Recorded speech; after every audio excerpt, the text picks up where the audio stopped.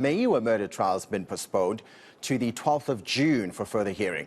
Zandile Khumalo was in the hot seat today, detailing Meyiwa's last moments after he got shot at her mother's home in 2014.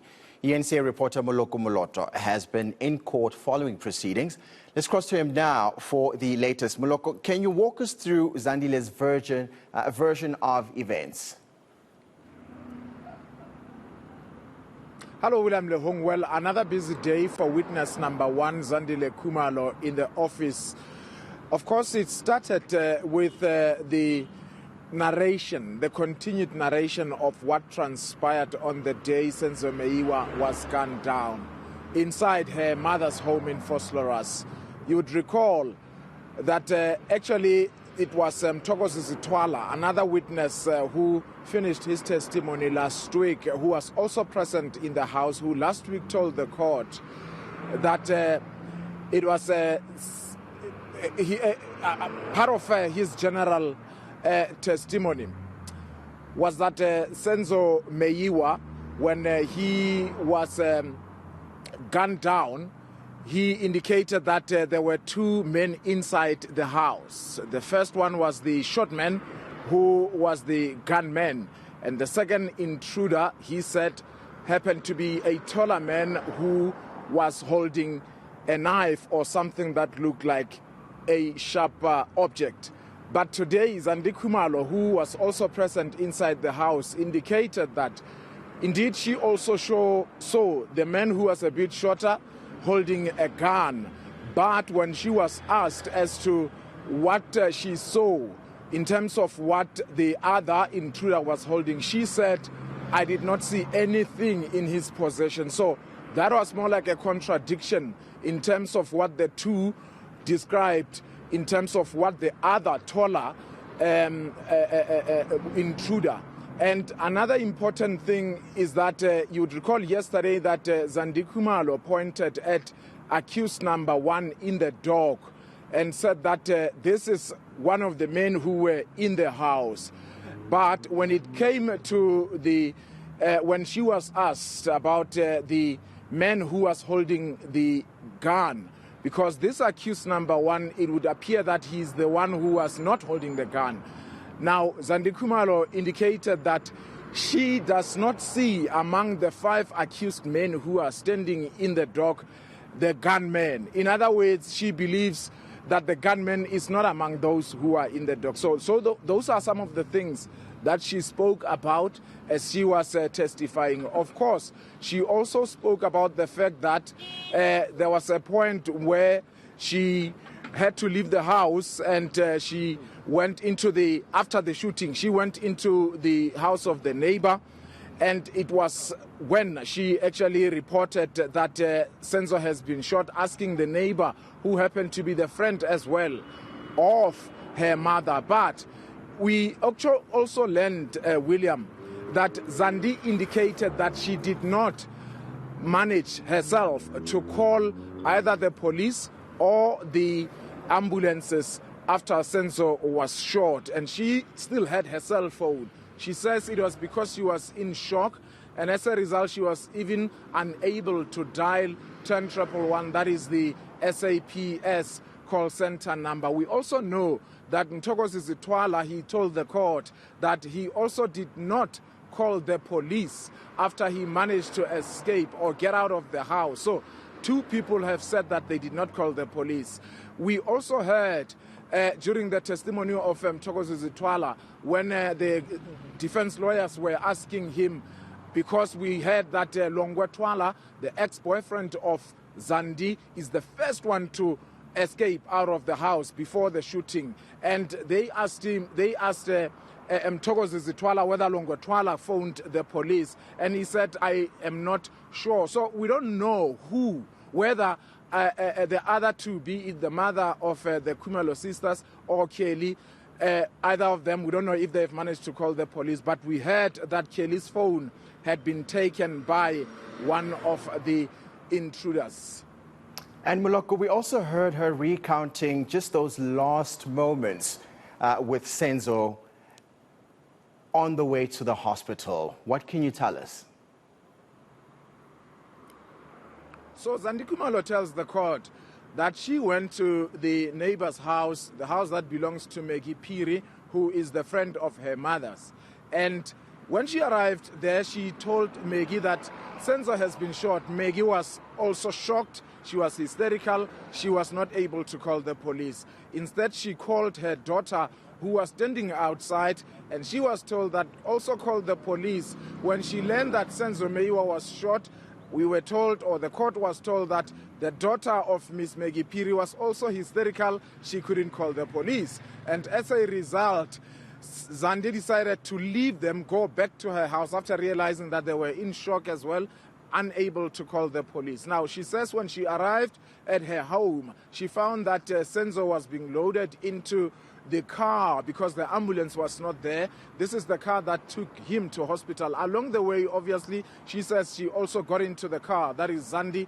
Along the way, as she was looking at Senzo, she also touched his abdominal side of the body, and she realized that that part was beginning to get cold, and she started to get worried, and she was overcome by emotions as she told the court that she asked Senzo repeatedly to open his eyes, and that was not happening.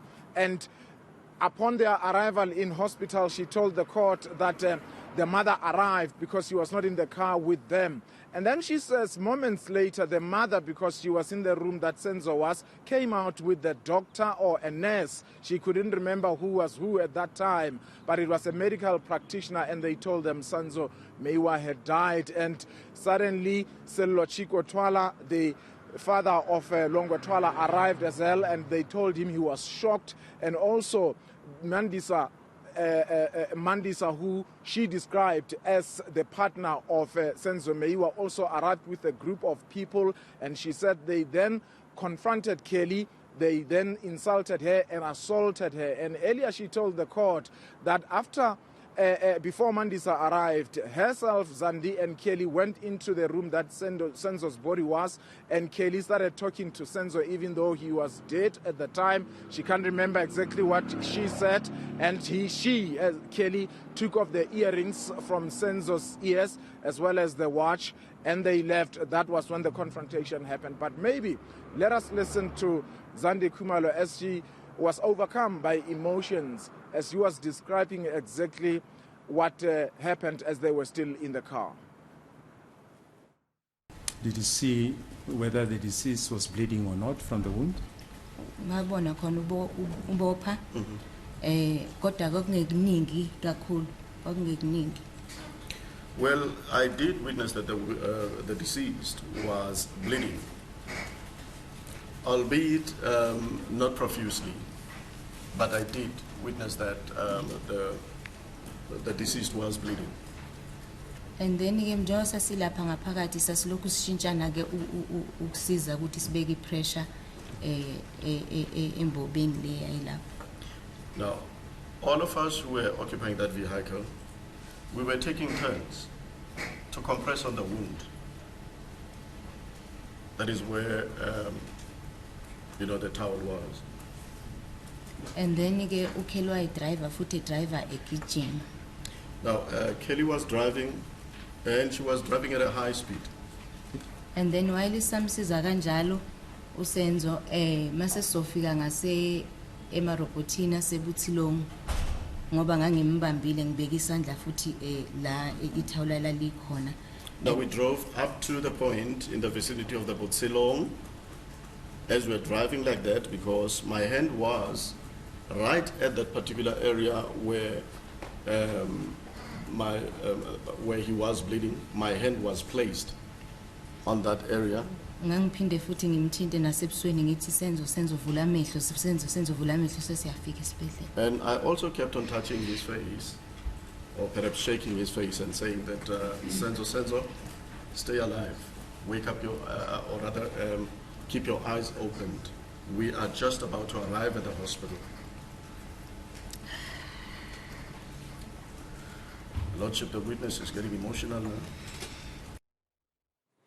Now, Moloko, very quickly before I let you go, we know that court was adjourned today until the 12th of June. It's 24 days away until that time.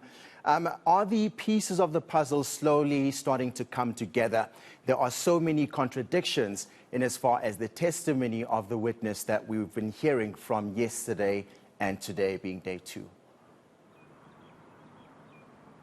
It really is very difficult to tell at this stage, William, because those who were in the house on the day Senzo Meyiwa was killed argue, along with the state, that there were intruders, 2 of them who entered into the house. On the other hand, the defense for the 5 men who are accused standing in the dock are arguing that there was never an intruder there. And of course, you obviously are aware that we are talking about 2 intruders, yet there are 5 people in the dock. So it's going to be very difficult as time goes on, or very interesting, I must say, to see how the state is going to connect all those 5 people.